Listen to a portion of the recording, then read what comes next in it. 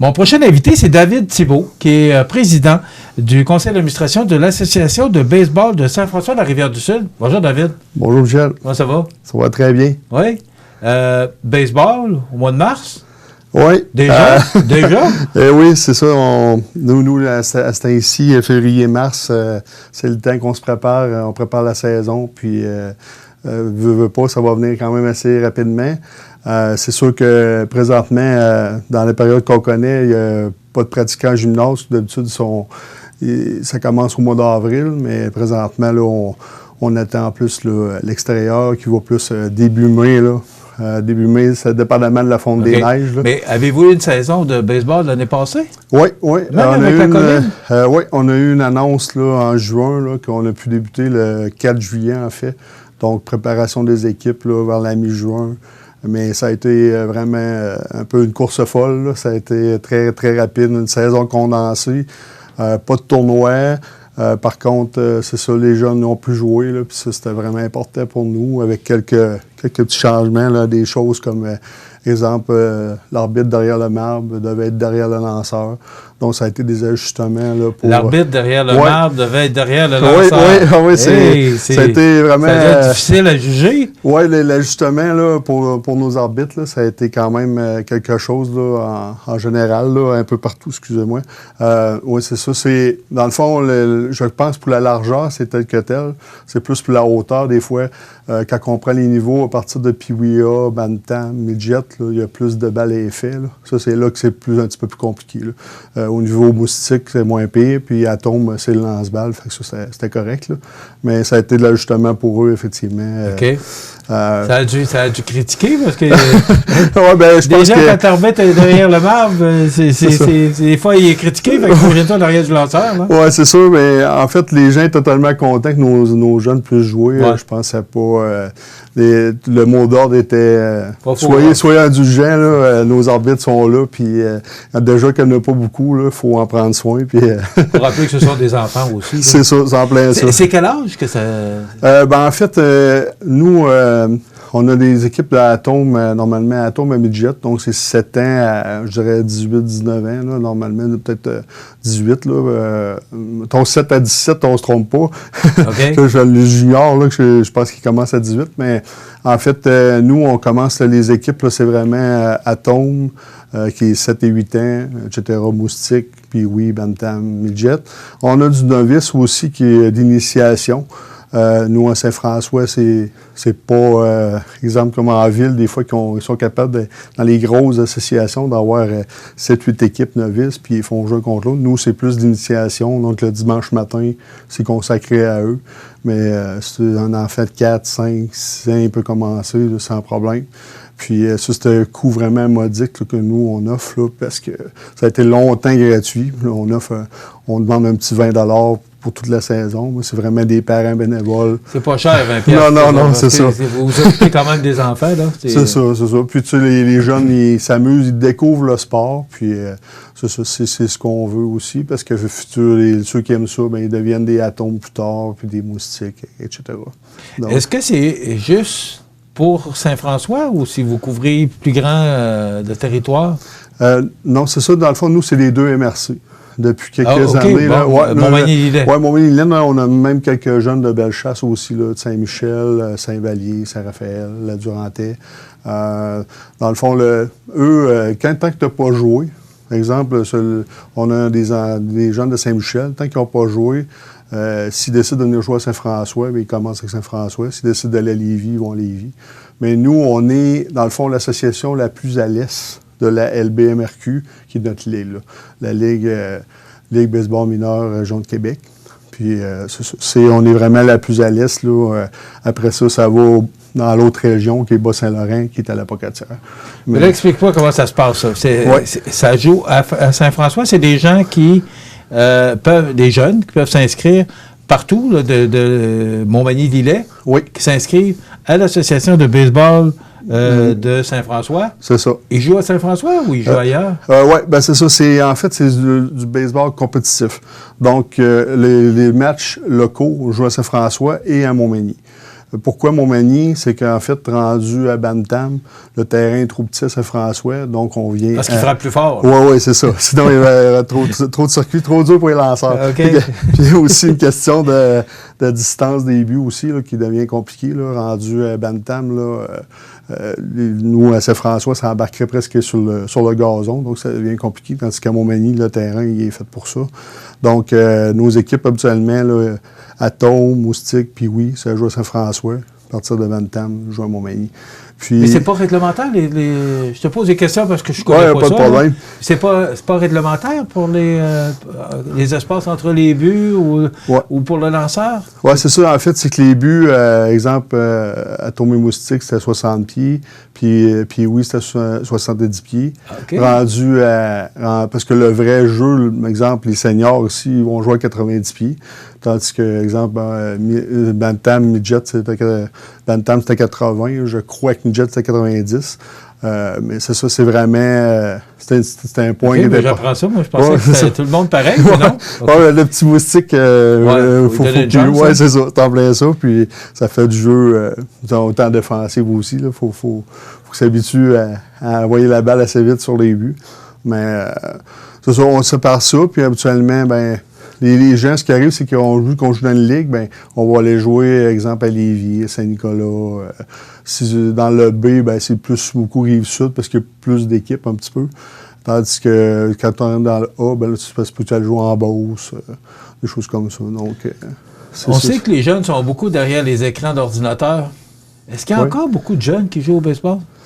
L'an passé, c'est sûr qu'avec la pandémie, on a eu une petite baisse. On était à 6 équipes. Plus un 20-25 novices, là, fait qu'on couvre c'est qui veut dire à peu près environ 80-90 jeunes, ouais.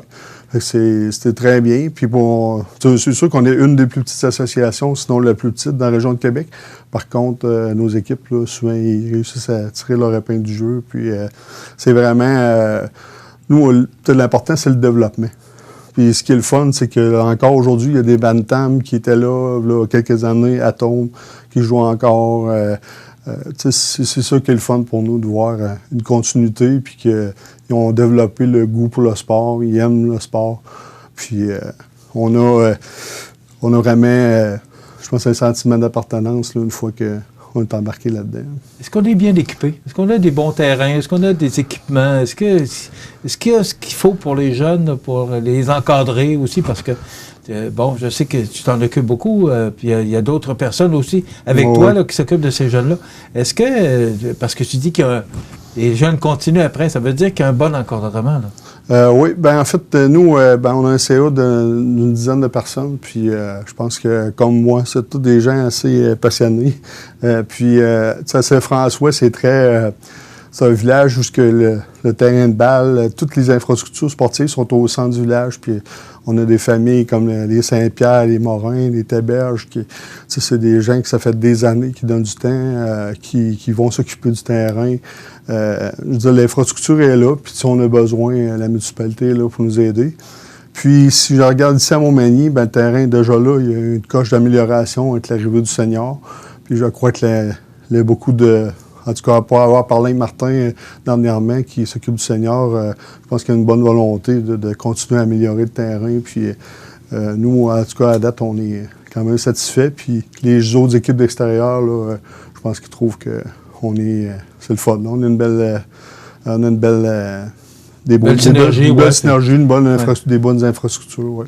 Je te pose toutes ces questions-là parce que tu es venu pour me parler nous parler des inscriptions. Oui. Parce qu'on est rendu là, c'est depuis le 20 février que les gens peuvent s'inscrire. Oui. Alors, toute l'information que tu viens de donner, ça donne le goût, je pense, de jouer. Comment ça fonctionne, les inscriptions? Oui, c'est ça. Pour une première année, nous, dans le fond, comme CA, on s'était fixé des priorités. Puis une de nos priorités, c'était d'offrir aux gens l'inscription en ligne. On est rendu... vous avez parlé des crêtes tantôt, mais on est en 2021.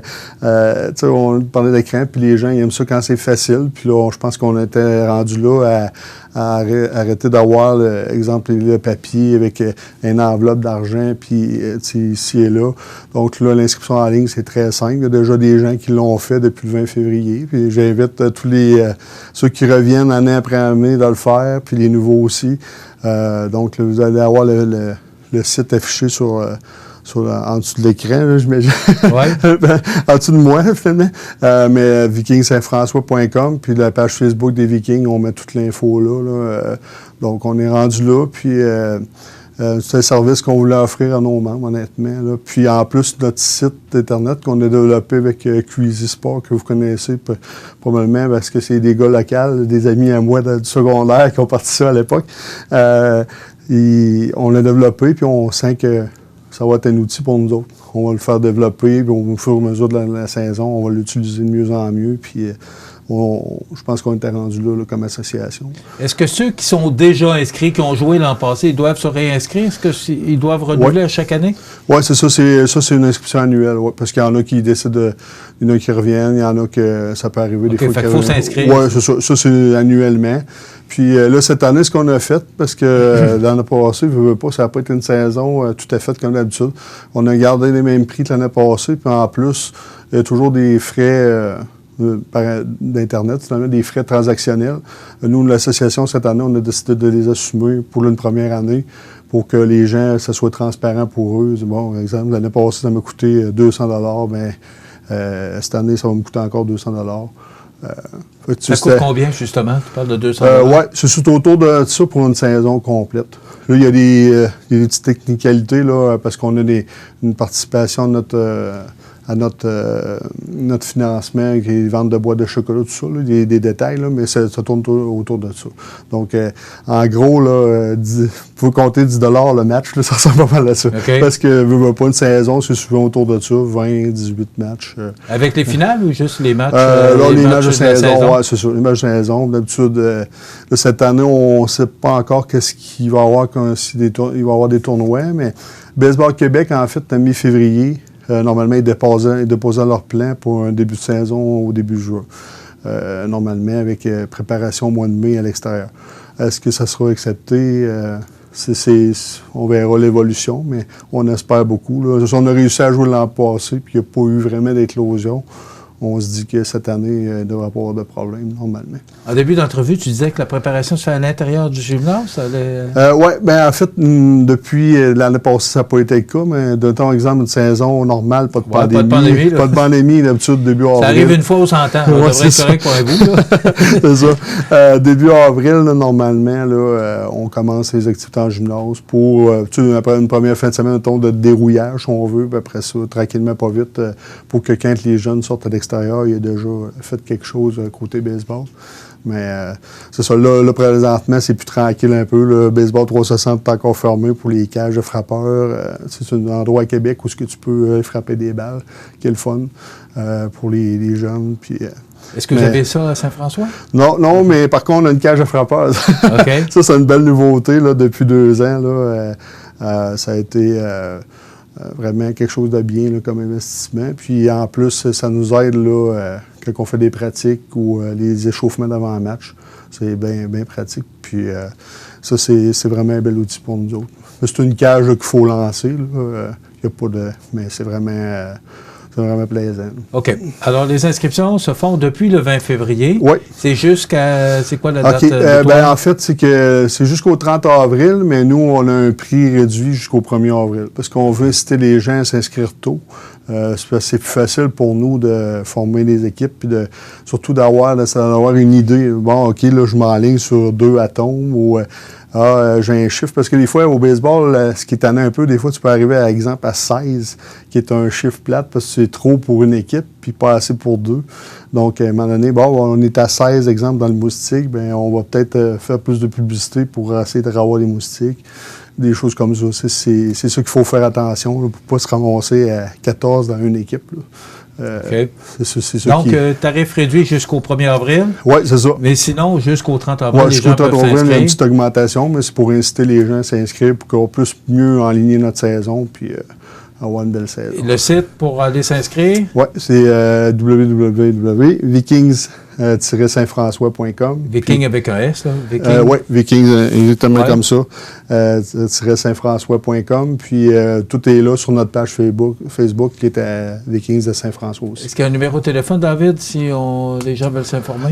Oui, toujours. Vous pouvez me rejoindre facilement. Le Messenger de Vikings, de la page Facebook des Vikings, ou moi-même, David Thibault, ou 418-234-0730. Ça va me faire plaisir de vous répondre. OK. Ben, merci beaucoup. Bonne saison. Merci Et, beaucoup. tiens-nous au courant aussi des développements. Là, Parfait.